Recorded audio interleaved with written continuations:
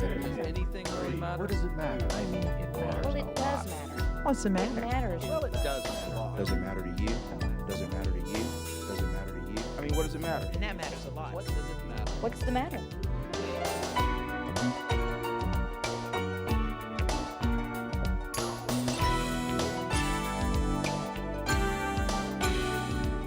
Does it matter to you? It matters to me. Hello and welcome to Tallahassee Matters. I'm Tamara Smith. Between college campuses, the state capitol, museums, and a lush natural environment, there's lots to explore in the Tallahassee area. The Tallahassee Senior Center developed L3X, a program that is a week-long lineup of events to show people the many intriguing features in our area. Today, we're presenting highlights from 2013's program. L3X is lifelong learning extravaganza, and it's a week of classes. We have classes in the morning, the afternoon, and the evening, and they're personal enrichment type classes, everything from cooking to history to art to anything cultural, exploring. A lot of them are very active classes. People go out on boat tours and things like that. And this came about because seniors these days are very active and very engaged, and lifelong learning is the trend. And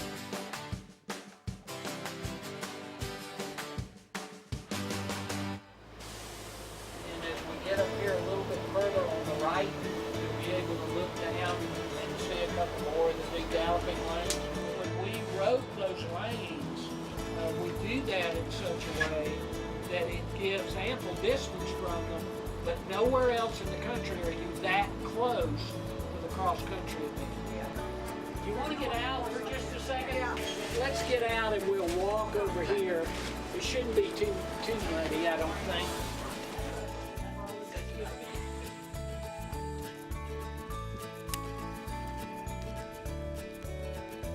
If you look at this behind us, this stair step, the fronts where you see the wood right now, they're going to be stone. And that stone is going to be installed either in October or January. People don't realize when we brag about Red Hills and we talk about the international aspect of it, internationally, the respect that it brings to our city. Tallahassee is on the map in the equestrian world because of Red Hills and that partnership and what everyone has done. So we are very, very proud of it. All right, if you want to get back on, I'll show you where some of the volunteer parking. I enjoyed it, ladies. I hope you did.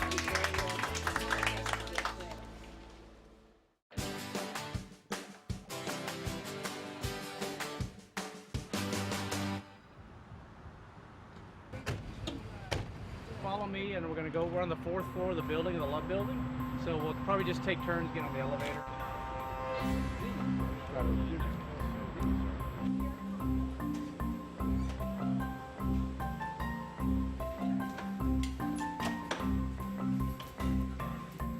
Has anyone been to our office before? The National Weather Service is a federal agency.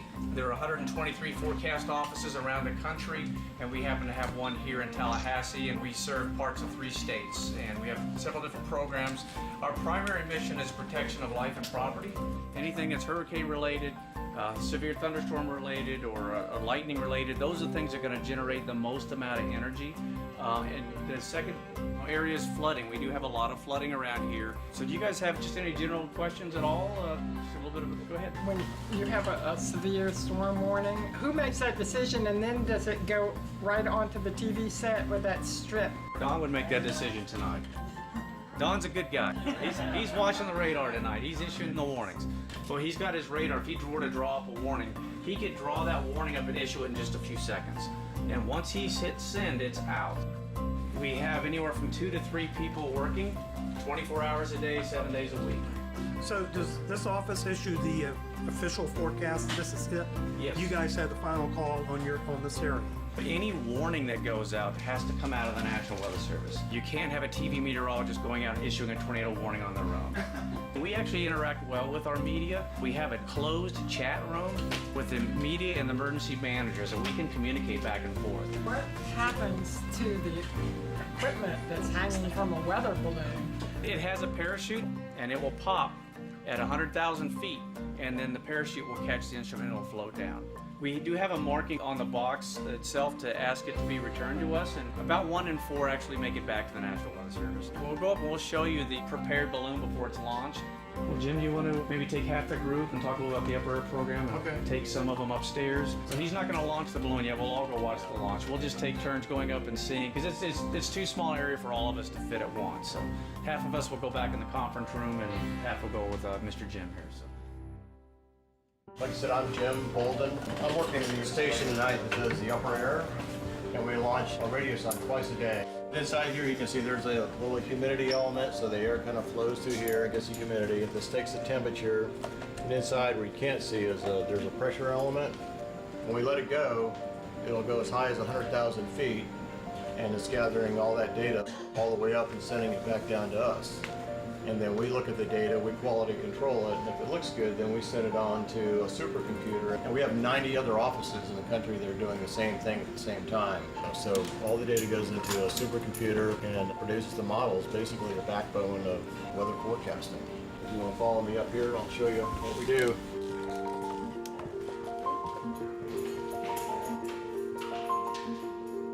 It uses $35 worth of helium. The balloon costs $35. The parachute costs $5. So it's a little over $200 to do a flight. We do 2 of those a day, and then all the other offices do it. So expensive, but it's the backbone of what we do. As that keeps going higher and higher, and the pressure gets lower and lower, does it expand? Right, it gets the size of like a train car. And then that's really what ultimately why it breaks, because it expands out and just dispersed. All right, it's go time. All right, hopefully it won't get tangled up in here.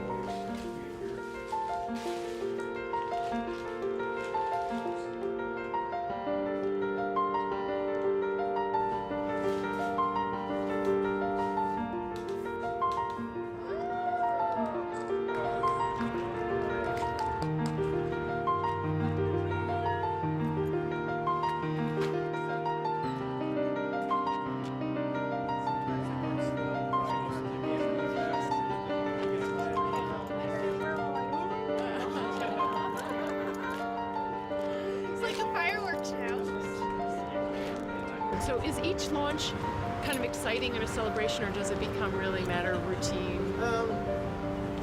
It's fun doing it. It's fun putting together. You're something you put together with your hands. You get the computer all linked up, and then you get the direct feedback by the data that you get back. So enjoy doing it. And a lot of times when it's raining out, you won't open until last minute. What we witnessed here was a very typical launch for us. We do this twice a day. The data that goes up and we receive from that balloon is very valuable for everything that we do into the computer models, and we have offices all around the world that are launching them at the exact same time. All the balloons are going up at the exact same time, about the same rate.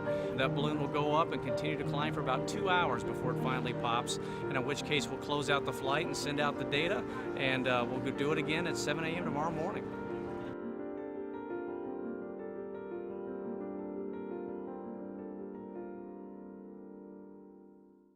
We'll return with more highlights from 2013's L3X program after a break.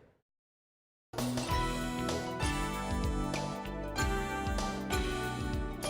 it matter to you? It matters to me.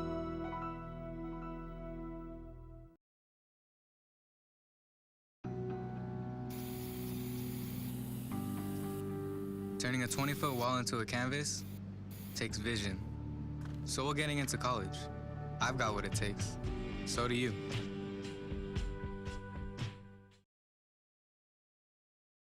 Does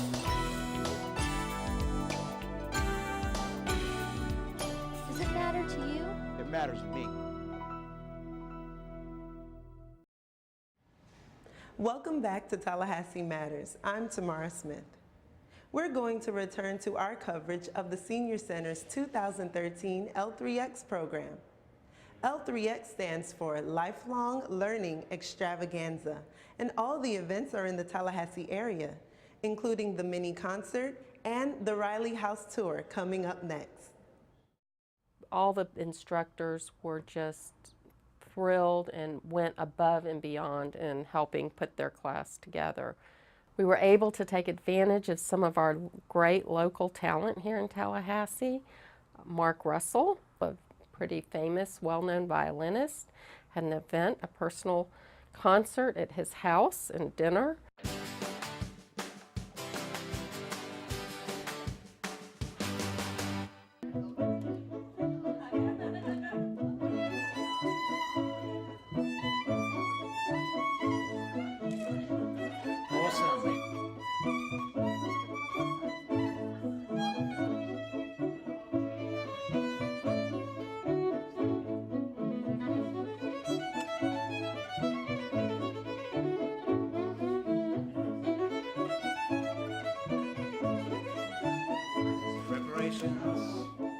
The activity I'm leading today is sort of a concert and a talk. It's called Bark to Purple Rain and Bark Again.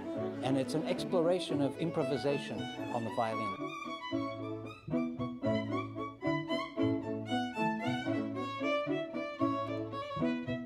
I got involved with the Senior Center last year through Ruth Nickens. She had come to a few of my house concerts and she thought it would be an interesting idea to invite people to my home and have a concert. Good evening, everyone. Tonight we have a very special experience for you. You're at Mark Russell's home, and he is a world-renowned jazz violinist and a heck of a nice guy and very generous with his time and in spirit. And I'd like to introduce him to you and prepare you for quite a musical journey.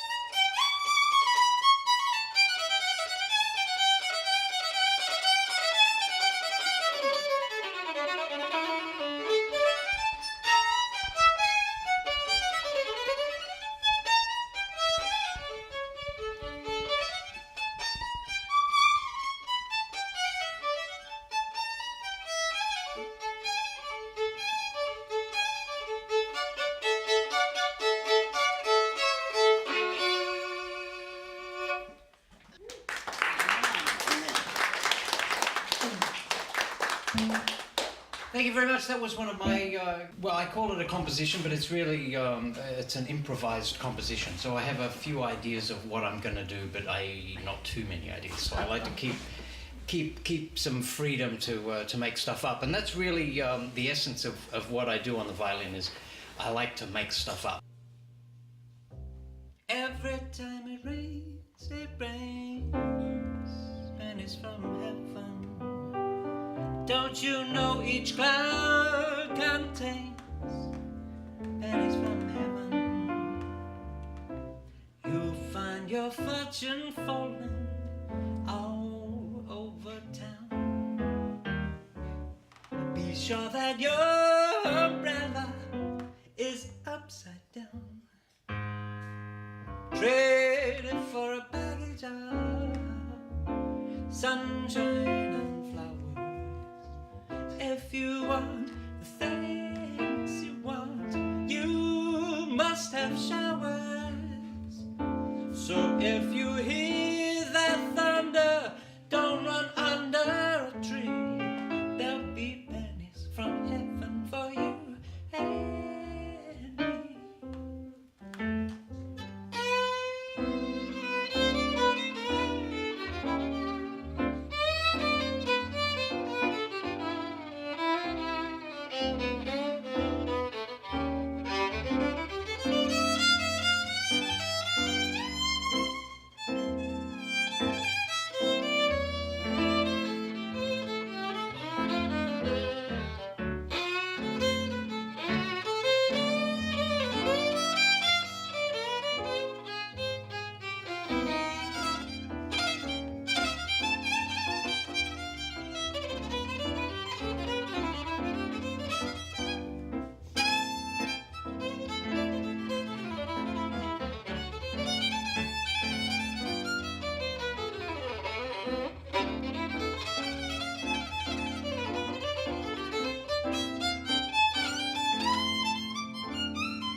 So if you hear that thunder, don't run under a tree. There'll be pennies from heaven for you. There'll be pennies from heaven for me. There'll be pennies from heaven for you and me. But you can hold on.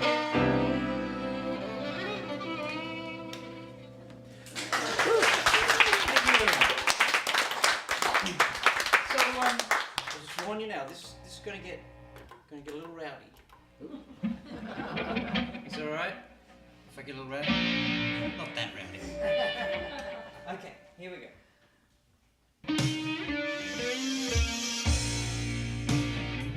I know it's a caution when it's sorrow.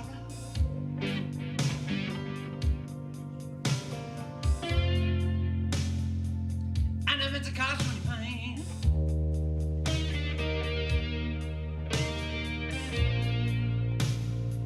I only wanted one time to see you laughing. I only wanted to see you laughing in the purple rain. Purple rain, purple rain. Purple rain, purple rain. Purple rain, purple rain.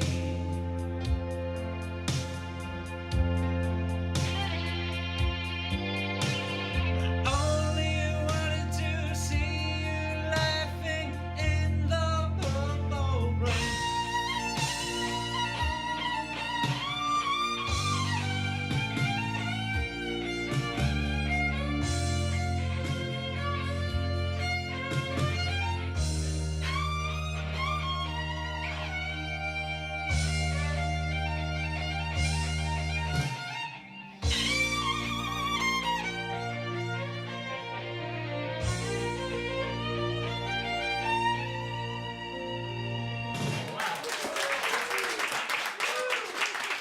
Well, thank you so much, everybody, and especially thanks. I've had a fantastic audience tonight. They've been very orderly, no fights. It's very important with a house concert, no fighting, because that can really ruin the furniture and stuff like that.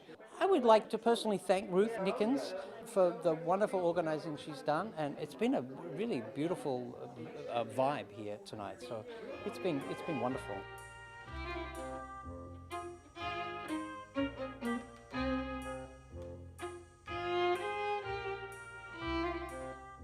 And I'd heard from Ruth about how good this man was, and I had to listen to him. I had to come and experience it. He plays the violin, and it's mostly jazz music, but he also plays other things. And he also sings. He can really sing good. This is a great evening. And I think our L3X programs that are put on by the Senior Center are great experiences for all of us seniors. I'm doing a plug for them.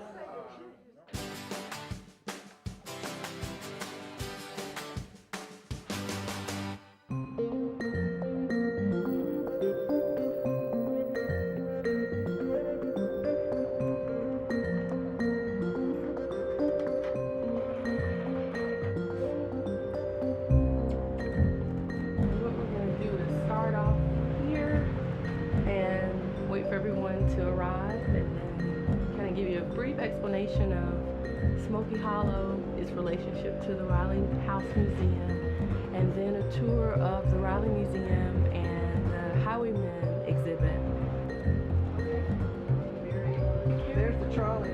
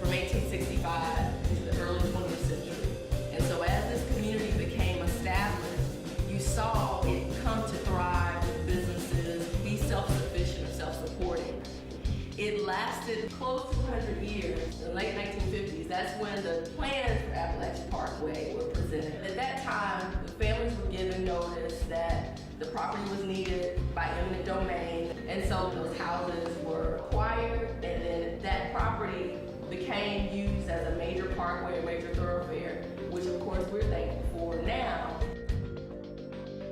So how many of you all have actually been to the Riley House before? Just get ready for a treat.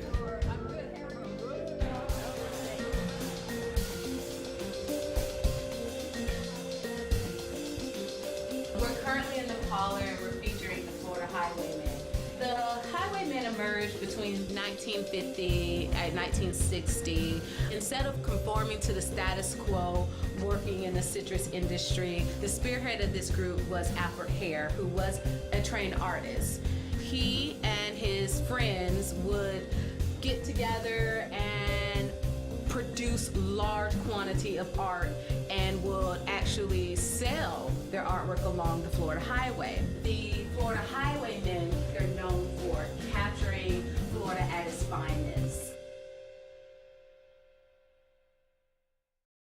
As the previous segment showed, there's lots of cultural offerings in the Tallahassee area. We'll return with more highlights from 2013's L3X program after a break.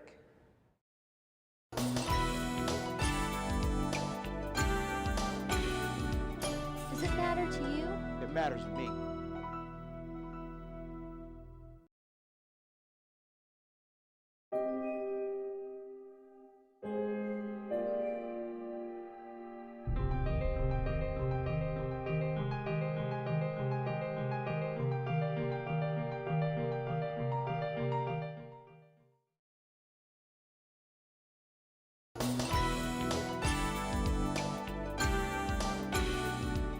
Does it matter to you? It matters to me. Welcome back to Tallahassee Matters. I'm Tamara Smith. Here's our final segment of our coverage of the Senior Center's 2013 L3X program. It's a presentation on early Florida, and in a state with a 500-year history, there's lots of interesting stories to tell. Let's take a look in our next segment.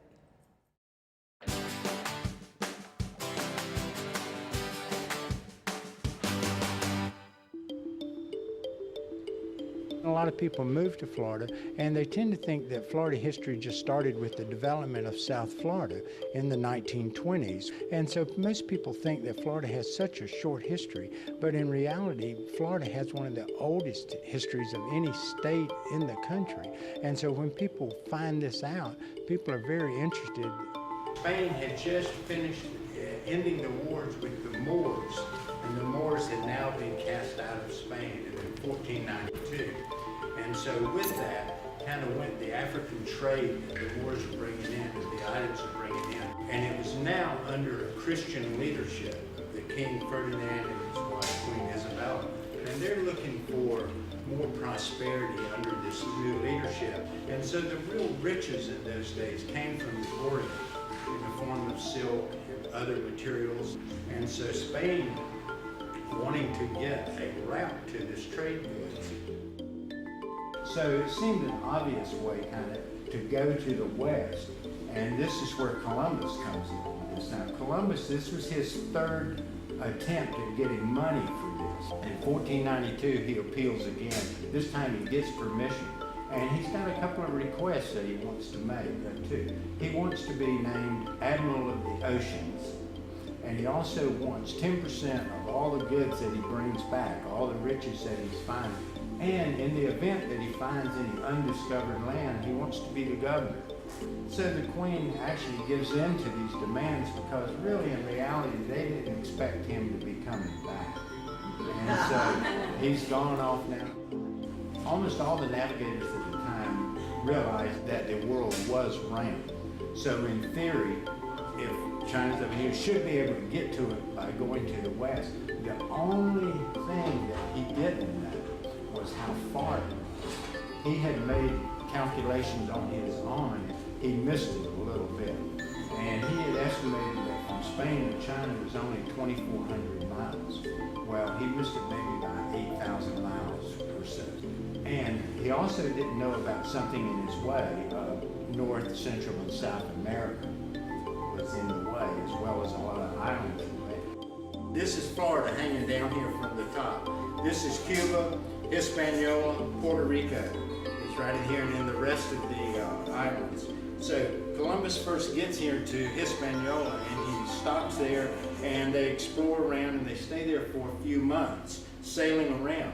And all the time, he thinks that is somewhere in the islands off from Japan, or India, or China. He actually, on his first voyage, he sails over as far as Cuba, so he does discover Cuba, which he thinks is China, because it has mountains, it has rivers flowing and everything. He probably had never seen a Chinese person, so he's not sure what they look like. So, okay, so he's pretty sure this is China. And that on his first voyage, that's as far as he goes. And so they sail back to Hispaniola, and he leaves 34 people there to start a colony. Well, he didn't go back with the riches that he was expecting to, or that they were hoping that he would. But he did go back with the news that they had discovered these islands that were very rich. The soil was very rich, it was very good for planting, and all the natives on it really weren't harmed. And so it would be very easy for us to move in and kind of take over. And so what makes it interesting for people, I think, to hear the story about Florida and what was going on is because it's the truth. It's what happened. I kind of think of it as being that there's nothing else but history. Once something happens, it becomes a history, whether it was good or whether it was bad. It's been done, it's in the past, and it's interesting. I absolutely love my job. I feel like I have the best job in the world. I get to work with people all the time, but also what's wonderful about our senior center here in Tallahassee is we serve the whole gamut of people from all walks of life in Tallahassee, and they all seem to come together here and find something that unifies them and have the common interests. Really and truly, this is enjoyable to me, because if it were not for this, I would probably be sitting at home reading or doing something else. And this way it gives me the opportunity to get out and see some things that I have not seen before, and to just meet people and greet people, talk to people. The participants that I have been with and met over the last few days have been just wonderful, enlightening people, knowledgeable people, and people who just love to learn and do. And those are the kinds of people that I like to be with, and this is the kind of place that I like to be at to do it. If you're interested in the Senior Center's L3X program, remember it occurs yearly. Call the number shown for further information. That's all for this edition of Tallahassee Matters. For WCOT, I'm Tamara Smith. Thanks for watching.